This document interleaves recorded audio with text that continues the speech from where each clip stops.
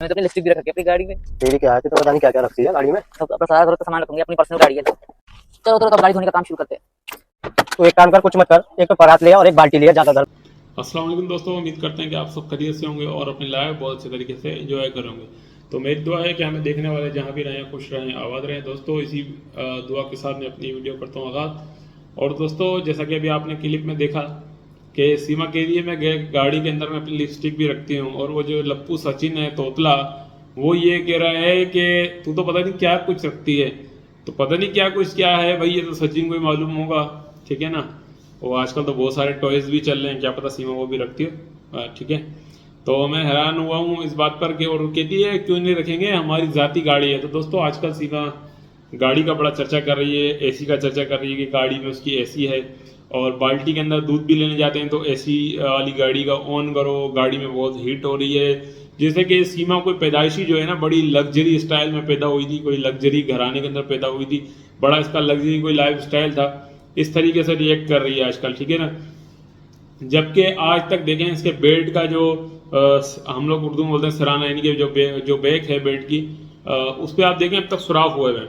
उसकी वजह दोस्तों यही है कि ये किसी तरीके से भी सीमा चाहती है कि ये खबरों के अंदर इन रहे कि लोग बेड को, टूटे हुए बेड को देखकर जो है ना इसके लिए बातें करें। मिसाल के तौर पे जैसे कि मैं वीडियो बना रहा हूँ और थोड़ी बहुत मैं अपनी कॉपी कर रहा हूँ शबनम बहन की, ठीक है ना, शबनम सिस्टर की, जैसा कि वो मैं तो उनकी कॉपी कर रहा हूँ इसलिए कि वो जिस तरीके से उर्दू में हमारे बोलते हैं अखस और इंग्लिश में बोलते हैं एनालाइज करती हैं, जिस तरीके से वो सीमा की वीडियो को, मेरे ख्याल से इस पूरे केस में कोई भी इस तरीके से एनालाइज नहीं करता और नहीं कर सकता, ठीक है ना। कोई बुरा ना माने कि कोई हमारी इंडियन बहन हो वो भी अच्छा करती हैं, मैं वो बात नहीं कह रहा हूँ कि वो अच्छा नहीं करती हैं, मगर शबनम सिस्टर जैसा कोई भी नहीं करता, ठीक है ना। हाँ, और भी मुझे लोग इंडियन बहन भाई बहुत सारे पसंद हैं, जिसमें एक हमारी रूबी दिलशाद बहन है, वो भी बड़ी अच्छा तरीके से एनालाइज करती हैं, बड़ी अच्छी बात करती हैं, ठीक है। तो दोस्तों रफ्ता रफ्ता जो है सीमा जो है ना लग्जरी लाइफस्टाइल की तरफ जा रही है। जैसे कि उसने आरसीसी घर बना लिया है, और उसके साथ साथ वो पल पल में गाड़ी दिखाती है। जैसा कि मैं पहले भी कह चुका हूँ कि एटलीस्ट वो गाड़ी हमारी पाकिस्तान में अगर होगी तो पाकिस्तानी 40 लाख रुपए तक की गाड़ी है, और इंडियन मेरे ख्याल से 13, 14, 15 लाख रुपए तक होंगे, आई थिंक, शायद कम हो। तो गाड़ी बहुत अच्छी है, और सीमा का आजकल तो लाइफस्टाइल बहुत चेंज हो रहा है। मगर दोस्तों जो ख़राब हो रहा है वो बच्चों का मुस्तकबिल तो ख़राब हो रहा है, और बच्चों का असल में जो हमें चिंता है वो उनका बच्चों का बोलने का स्टाइल, कहाँ को आ रहे हो, कहाँ को जा रहे हो, कहाँ को खा रहे हो, कहाँ को बैठ रहे हो, इस तरीके से बच्चे बोलने लग गए, क्योंकि वहाँ पर जो सचिन का घर है वहाँ पर इस तरीके से कहा जाता है। और दोस्तों आने वाले दिनों में हम उम्मीद करते हैं कि अच्छी रिपोर्ट्स हमें मिले, अल्लाह करे। और शाहिद हुसैन भाई से भी हमारा रब्ता रहता है, जिस तरीके से वो अंसार बनी साहब और मोमिन मलिक साहब से अटैच हैं शाहिद हुसैन भाई। तो मोमिन मलिक साहब तो अपना काम काफ़ी टाइम से कर रहे हैं और मज़ीद करने की कोशिश भी है। जैसे कि आपने मुख्तलिफ वीडियोज़ में सुना था कि वो सीमा जो है जेवर कोर्ट की बात कर रही थी, जिसमें उसने कहा कि सचिन जी गए हैं जेवर। मगर दोस्तों आप ये देखें कि एक नाम नेहाद, मतलब वो 2 नंबर से आने वाली औरत 2 नंबर तरीके से वो भारत के अंदर इलीगल घुस के बैठी हुई है। और मुख्तलिफ चैनल्स में भी आपने देखा होगा बात की जाती है, एक झारखंडी बाबा है, उन्होंने भी कहा सीमा हैदर के बारे में कि आप देखिए सीमा हैदर 4 बच्चा लेके आके हमारे भारत में बैठ गई। तो वो तो नहीं देख रहे, और बार बार ये कहा जाता है अक्सर भारत के अंदर कि मुसलमानों को पाकिस्तान भेज देंगे, मुसलमानों को पाकिस्तान भेज देंगे। तो झारखंडी बाबा ने भी ये कहा मुसलमानों को पाकिस्तान भेजने का बात करते हैं, जो मुसलमान इलीगल तरीके से 4 बच्चे लेकर पाकिस्तान से भारत आके बैठ गए उसको तो कोई भेजने का बात नहीं कर रहा। जो मुसलमान अच्छे तरीके से भारत के अंदर रह रहे हैं उनको बार बार कहा जाता है कि हम पाकिस्तान भेज देंगे। तो भाई मुसलमान खाली पाकिस्तान में थोड़ी रहते हैं, उनको सऊदी अरब भिजवाइए, उनको दुबई भिजवाइए, उनको बहरीन भिजवाइए, जो और कुवैत भिजवाइए, अच्छे अच्छे जो ममालिक हैं मुसलमानों को वहाँ भिजवाइए।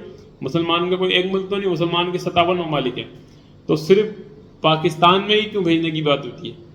तो दोस्तों मेरा यहाँ हर चीज़ मतलब मकसद मजहबी मुनाफरत नहीं, मजहबी की नफरत नहीं, मगर मामला ये है कि जो कुछ अनभक्त हैं जैसा कि भारत के अंदर, वो सिर्फ और सिर्फ मुसलमानों को टारगेट करते हैं। और सीमा हैदर जिस तरीके से अब तक भारत के अंदर मुकीम है, रह रही है, वो सिर्फ और सिर्फ मुसलमान की बुनियाद पर ही है कि वो मुसलमान थी, उसने इस्लाम धर्म को छोड़कर सनातन मज़हब अपनाया है, सनातन मज़हब में आई है, तो उसको इतनी रेस्पेक्ट दी जा रही है। आई थिंक कि सीमा अब तक किसी सनातन मज़हब या इस्लाम के खिलाफ बात नहीं करती, पाकिस्तान मुखालिफ बात नहीं करती, तो उसको मेरे ख्याल से एक दिन के लिए भी वहाँ नहीं रखा जाता।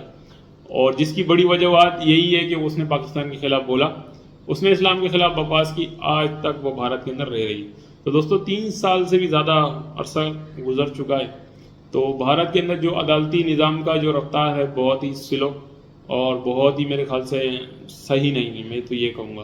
क्योंकि दोस्तों निर्भया वाक़ये के अंदर जो मामला हुआ था, मेरे सुनने में आया था कि उनको 8 साल लगे थे निर्भया के जो कातिल थे, निर्भया का जिन्होंने रेप किया था, जो भी लोग थे 3, 4, 5, तो उनको फांसी की सज़ा सुनाते सुनाते 8 साल हो गए थे। और वो यही घटिया वकील जो AP सिंह है, वो लम्हा बलम्हा जुड़ा हुआ था कि किसी तरीके से इनको बचा लिया जाए। यानी कि इतना घटिया तरीन वकील जो कि अब आमिर खान जो है, आमिर खान उस पर जो है ना बोलता है कि 3-3 इसने शादियां कर ली हैं आमिर खान ने, वो भी हिंदू से ही क्यों करी, मुस्लिम महिला से क्यों नहीं करी। तो मैं डॉक्टर AP सिंह से ये कहना चाहता हूँ और जितने भी लोग हैं जो इस बात पर सवाल उठाते हैं कि जो हिंदू महिलाएं वो मुस्लिम लोगों से शादी क्यों कर रही है, तो ये तो आप अपने अंदर खामी ढूंढें कि आप लोगों के अंदर ऐसी क्या खामी है। मैं निकिता ठाकुर की भी सुन रहा था, निकिता ठाकुर ने ये बताया था कि जो हमारे भारत के अंदर 75% महिलाएं वो अपने मर्दों से नाखुश हैं, ठीक है ना। उसकी वजह, उसकी एक अहम वजह भारत में होने वाला जो शराब का इस्तेमाल है, उसमें मुस्लिम भी करते हैं और हिंदू भी करते हैं। हिंदू लोग जो है बहुत तादाद में करते हैं। हमारे इस्लाम धर्म में तो हराम करार दिया गया है, मगर कुछ लोग फिर भी करते हैं। मैं ये हरगिज़ नहीं कहूँगा कि मुसलमान शराब नोश नहीं करते हैं। मगर दोस्तों निकिता ठाकुर, जिनको मैं बड़े अच्छे तरीके से सुनता हूँ, भारत की एक न्यूज़ एंकर है, बहुत अच्छी रिपोर्टिंग करती हैं। निकिता ठाकुर उनका नाम है, उनके चैनल का नाम भी निकिता ठाकुर है।